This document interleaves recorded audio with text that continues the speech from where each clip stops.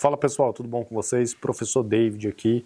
E hoje na nossa última aula, na nossa aula 6 aqui, a gente vai falar um pouco sobre a bioética, né, nesse âmbito, né, da biotecnologia. Então quando a gente fala aqui de bioética, a gente precisa entender qual vai ser a ética que vai nortear, né, esses experimentos, esses serviços da bioética, da biotecnologia, desculpa, né? Então, quando a gente vai falar, né, até que ponto, né, determinado serviço, determinada pesquisa, ela pode agir, né, ela pode acontecer, ela pode, né, ela pode se expandir aí para isso. Então, quando a gente fala de bioética, a gente precisa entender que nem tudo você pode fazer na biologia, certo? Então aí, alguns anos existiu uma novela chamada O Clone, né? Quem é mais velho aí vai lembrar. Então foi o cara que fez o primeiro clone humano, né? Foi essa novela. Existiu aí, né, uma discussão sobre a bioética, até onde você pode ir, né? Então você pode produzir clones humanos, né? Então você já não pode. A bioética ela vem justamente para dar limites aí, né, até que ponto, né, ela vem aqui para barrar, até aqui você pode trabalhar, então depois daqui você já não pode, né, você não pode produzir determinados estudos sem um conselho de ética aprovar, por exemplo. Então, quando você vai realizar qualquer tipo de estudo com seres humanos, você não pode fazer de qualquer jeito. Então você precisa submeter o seu trabalho a um comitê de ética que ele vai analisar se aquilo ali é viável ser aplicado ou não. Então a galera da saúde que vai fazer pesquisa, que vai fazer algum estudo científico, ela precisa obrigatoriamente aí, né, dependendo do estudo que você for fazer, obrigatoriamente você precisa submeter esse estudo a um conselho de ética, justamente para que você seja aprovado, né, esse estudo seja aprovado e você consiga, né, produzir ele sem grandes problemas, até porque se você faz um estudo sem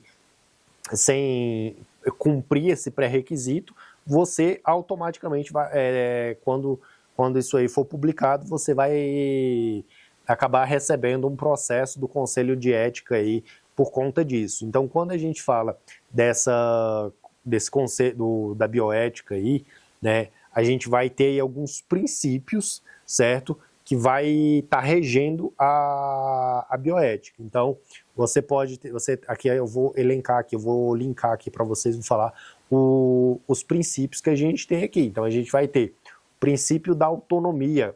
Então, autonomia, eu tenho autonomia para fazer o que eu quiser com o meu corpo, certo? Então eu posso fazer tatuagem, eu posso cortar o meu cabelo do jeito que eu quiser, eu posso me submeter ao tratamento que eu quiser, eu não sou obrigado a cumprir determinado tratamento, se eu não quiser cumprir, eu não vou cumprir. Isso aí é um princípio que a bioética, o tratamento ele não pode ser imposto, certo? Então existem aí pessoas que estão... Existia um jornalista chamado Marcelo Rezende, que ele fazia um tratamento de câncer aprovado aí pelos órgãos regulamentadores aqui do Brasil, certo? Então ele cumpria esse protocolo, né, de tratamento, e aí quando ele conheceu um tratamento alternativo, ele abandonou o tratamento convencional e foi, né, realizar somente o tratamento alternativo. Então, ele acabou falecendo. Então, aí a gente percebe que, independente do caso dele, né, o tratamento ele vai ser, sim, né, opcional de acordo com o paciente. Mas, se você é menor de idade, quem vai responder por você? Os seus responsáveis, certo? Então, a pessoa que tem em sua guarda, a sua tutela, né? Isso aí são eles que vão responder por você. Então, se você, a sua guarda, a sua tutela é da sua avó, sua tia, seu primo, tudo isso aí, quem responde, né, são eles. Então, se você é menor de idade, quem responde é eles. Se você é maior de idade, você responde por você mesmo. Isso aí é o princípio da autonomia. Quando a gente fala aqui de outro princípio, é o princípio da justiça. É tratar os iguais como iguais e os diferentes como diferentes, certo? Esse é o princípio da justiça. Se eu falo, por exemplo, para vocês que eu tenho que dar tratamentos, né, para condições iguais, certo? Para pessoas, para organismos iguais aí, que competem, né, de forma igualitária, e eu vou ter outros tipos de tratamento, por exemplo, para organismos que não se encaixam nesse padrão. Então, eu posso, por exemplo, falar para vocês que eu posso tratar um aluno, né, que tem aí o espectro autista, né, da mesma forma que eu trato um aluno, né, em sala de aula que não tenha o espectro autista, né? Então, se eu tenho um aluno aqui que não tem nenhum transtorno, que não tem nenhum déficit, né, eu faço uma prova para ele, e para esse aluno com o transtorno do espectro autista, o que eu vou fazer? Eu vou aplicar a mesma prova, só que de uma forma diferenciada. O conteúdo é o mesmo, né, a mesma ideia da prova, só que eu vou tratar, né, eu vou aplicar para esse aluno autista um tratamento diferente. Então, isso aí, né, a gente vai observar, né, o princípio, né, a equidade, né, tratar os iguais como iguais, os diferentes na sua diferença aí. Então, isso aí é o princípio da justiça que a bioética ela vem, né, norteando aí. Outro princípio que a gente tem aqui é o princípio da não maleficência. O que é isso aí? É você tentar minimizar os danos a determinado paciente. Então, se você vai lá, você está fazendo curso de enfermagem. Então, quando você vai se formar na enfermagem, na fisioterapia, né, quando você for tratar o paciente, né, você precisa tentar ao máximo minimizar os danos nele. Então, antigamente, né, existiam aí tratamentos extremamente cruéis, né? Antes mesmo com a evolução da medicina, né, você tinha aí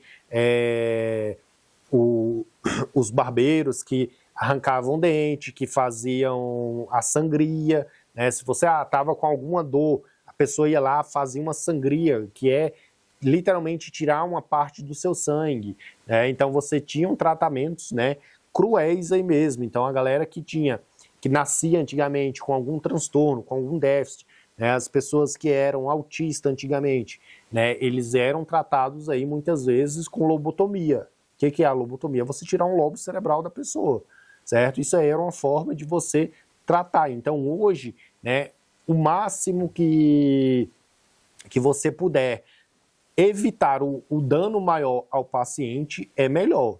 Então, quando você chega lá no médico, né, eu quero uma cirurgia para tirar logo isso aqui, e ele te passa um remédio, você sai de lá, né, no veneno, querendo matar aquele médico, dizendo que ele não fez nada por você.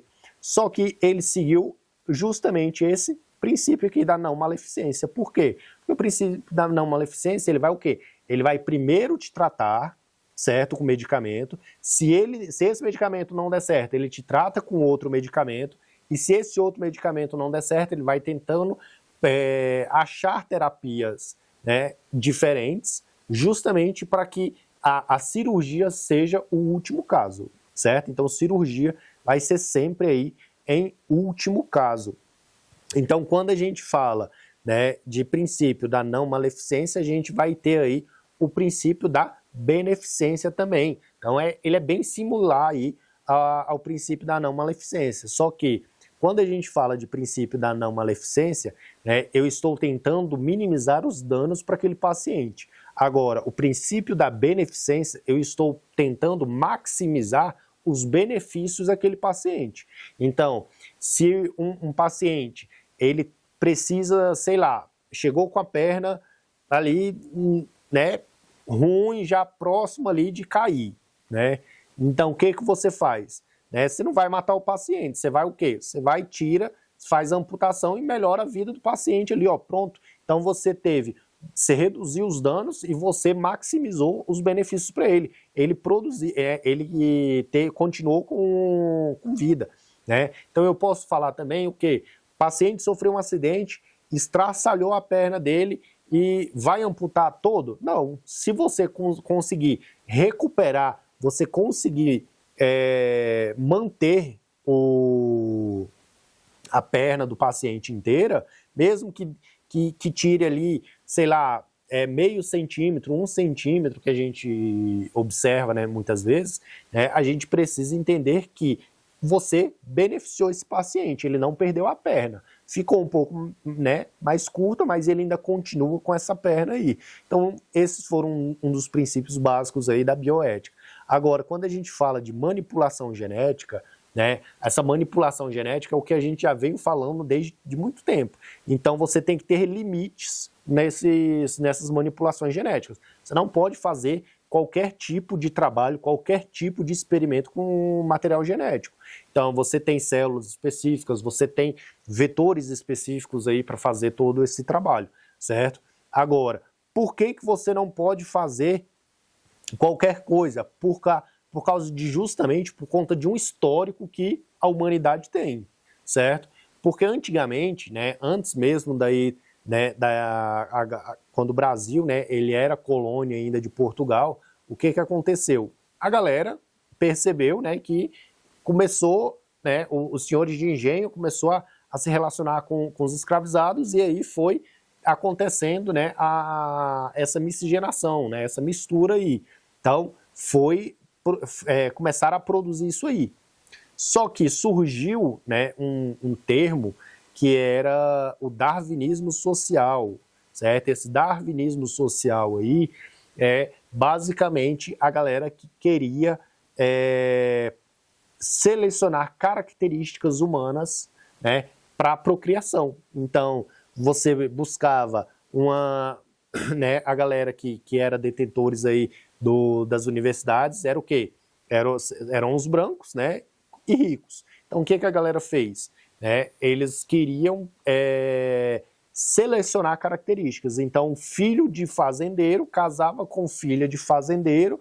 Por quê? Porque a genética dele era boa, a genética dela era boa e teriam filhos com genética boa também, certo? Isso acontece na natureza. Então, quando a fêmea, por exemplo, a fêmea lá vai selecionar o macho, os machos entram em briga corporal, ela escolhe o macho que perdeu ou que ganhou.